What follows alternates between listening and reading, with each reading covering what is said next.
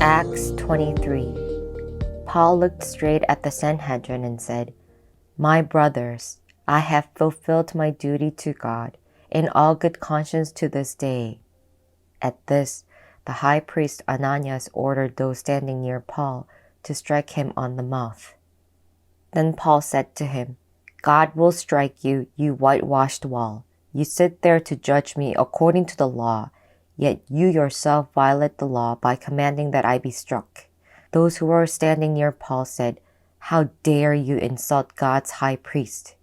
Paul replied, "Brothers, I did not realize that he was the high priest, for it is written, 'Do not speak evil about the ruler of your people.'" Then Paul, knowing that some of them were Sadducees and the others Pharisees, called out in the Sanhedrin, "My brothers, I am a Pharisee, descended from Pharisees. I stand on trial because of the hope of the resurrection of the dead." When he said this, a dispute broke out between the Pharisees and the Sadducees, and the assembly was divided. The Sadducees say that there is no resurrection, and that there are neither angels nor spirits, but the Pharisees believed all these things. There was a great uproar, and some of the teachers of the law who were Pharisees stood up and argued vigorously. "We find nothing wrong with this man," they said. "What if a spirit or an angel has spoken to him?" The dispute became so violent that the commander was afraid Paul would be torn to pieces by them. He ordered the troops to go down and take him away from them by force and bring him into the barracks. The following night, the Lord stood near Paul and said, "Take courage. As you have testified about me in Jerusalem, so you must also testify in Rome." The next morning, some Jews formed a conspiracy and bound themselves with an oath not to eat or drink until they killed Paul. More than 40 men were involved in this plot. They went to the chief priests and the elders and said, "We have taken a solemn oath not to eat anything until we have killed Paul. Now then, you and the Sanhedrin petitioned the commander to bring him before you on the pretext of wanting more accurate information about his case. We are ready to kill him before he gets here." But when the son of Paul's sister heard of this plot, he went into the barracks and told Paul. Then Paul called one of the centurions and said, "Take this young man to the commander. He has something to tell him." So he took him to the commander. The centurion said, "Paul, the prisoner, sent for me and asked me to bring this young man to you because he has something to tell you." The commander took the young man by the hand, drew him aside and asked, "What is it you want to tell me?" He said, "Some Jews have agreed to ask you to bring Paul before the Sanhedrin tomorrow on the pretext of wanting more accurate information about him. Don't give it in to them, because more than 40 of them are waiting in ambush for him. They have taken an oath not to eat or drink until they have killed him. They are ready now, waiting for you to consent to their request." The commander dismissed the young man with this warning, "Don't tell anyone that you have reported this to me." Then he called 2 of his centurions and ordered them, "Get ready a detachment of 200 soldiers, 70 horsemen, and 200 spearmen to go to Caesarea at 9 tonight. Provide horses for Paul, so that he may be taken safely to Governor Felix." He wrote a letter as follows: "Claudius Lysias, to His Excellency Governor Felix, greetings. This man was seized by the Jews, and they were about to kill him. But I came with my troops and rescued him, for I had learned that he is a Roman citizen. I wanted to know why they were accusing him. So I brought him to their Sanhedrin. I found that the accusation had to do with questions about their law, but there was no charge against him that deserved death or imprisonment. When I was informed of a plot to be carried out against the men, I sent him to you at once. I also ordered his accusers to present to you their case against him." So the soldiers, carrying out their orders, took Paul with them during the night and brought him as far as Antiparis. The next day they let the cavalry go on with him, while they returned to the barracks. When the cavalry arrived in Caesarea, they delivered the letter to the governor and handed Paul over to him. The governor read the letter and asked what province he was from. Learning that he was from Cilicia, he said, "I will hear your case when your accusers get here." Then he ordered that Paul be kept under guard in Herod's palace. Acts 24. 5 days later, the high priest Ananias went down to Caesarea with some of the elders and a lawyer named Tertullus, and they brought their charges against Paul before the governor. When Paul was called in, Tertullus presented his case before Felix. "We have enjoyed a long period of peace under you, and your foresight has brought about reforms in this nation. Everywhere and in every way, most excellent Felix, we acknowledge this with profound gratitude. But in order not to weary you further, I would request that you be kind enough to hear us briefly. We found this man to be a troublemaker, stirring up riots among the Jews all over the world. He is a ringleader of the Nazarene sect and even tried to desecrate the temple, so we seized him. By examining him yourself, you'll be able to learn the truth about all of these charges we are bringing against him." The other Jews joined in the accusation, asserting that these things were true. When the governor motioned for him to speak, Paul replied, "I know that for a number of years you have been a judge over this nation, so I gladly make my defense. You can easily verify that no more than 12 days ago, I went up to Jerusalem to worship.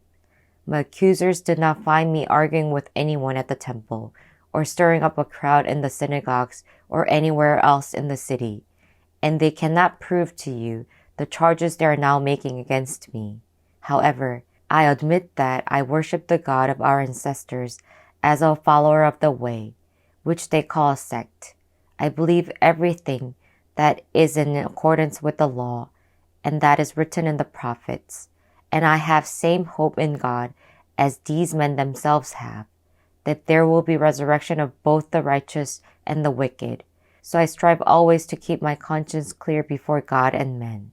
After an absence of several years, I came to Jerusalem to bring my people gifts for the poor and to present offerings. I was ceremonially clean when they found me in the temple courts doing this. There was no crowd with me, nor I was involved in any disturbance. But there are some Jews from the province of Asia who ought to be here before you and bring charges if they have anything against me. Or these who are here should state what crime they found in me when I stood before the Sanhedrin. Unless it was this one thing, I shouted as I stood in their presence. It is concerning the resurrection of the dead that I am on trial before you today." Then Felix, who was well acquainted with the way, adjourned the proceedings. "When Lysias, the commander, comes," he said, "I will decide your case." He ordered the centurion to keep Paul under guard, but to give him some freedom and permit his friends to take care of his needs. Several days later, Felix came with his wife Drusilla, who was Jewish. He sent for Paul and listened to him as he spoke about faith in Christ Jesus.